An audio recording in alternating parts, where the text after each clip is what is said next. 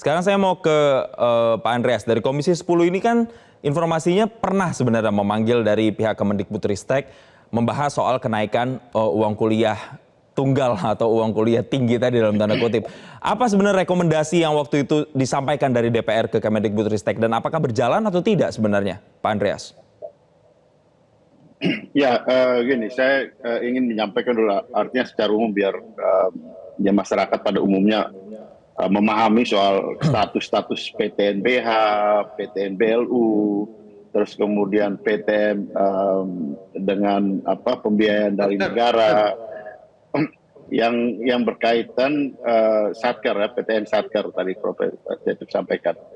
Jadi PTNBH dan PTNBLU itu memang diberikan otonomi untuk mengelola lebih bersifat independen. Artinya diatur di dalam undang-undang dan peraturan menteri di situ.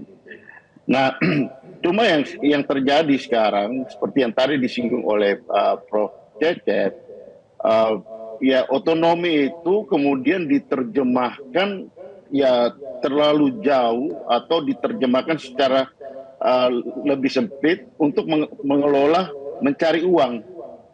Nah, memang kita tahu bahwa pendidikan itu pendidikan baik, pendidikan rendah, menengah maupun pendidikan tinggi pasti membutuhkan pembiayaan pasti. Nah, tetapi diberikan status PTNBH ini dengan maksud supaya mereka mempunyai kemampuan dengan sumber daya yang lebih ini bisa memperoleh dana dari masyarakat. Dana dari masyarakat itu artinya tadi yang bagaimana mereka mengelola kerjasama untuk penelitian, mencari dana-dana dari perusahaan kerjasama maupun baik dalam negeri maupun secara internasional karena sumber daya yang dimiliki, sehingga dengan demikian mereka mampu membiayai pendidikannya. Tapi PTNBH ini juga masih memperoleh subsidi juga gitu. Nah, sehingga tidak adil kalau kemudian ini biaya pendidikan ini kemudian dibebankan kepada mahasiswa gitu melalui UKT. Karena ya ini jalan yang paling menurut saya ya jalan kreativitas yang paling rendah dari PTNBH itu dengan PTN-PTNBH itu yang mencari jalan mudahnya dengan membebankan itu pada mahasiswa.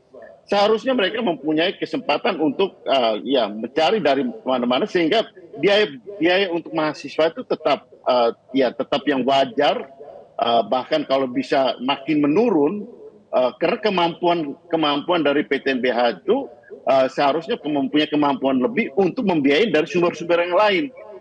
Di samping itu kita tahu bahwa PTNBH ini kan menggunakan gedungnya masih menggunakan itu gedung yang dibangun oleh negara. Kemudian dosen-dosennya juga digaji oleh negara. Beda dengan swasta.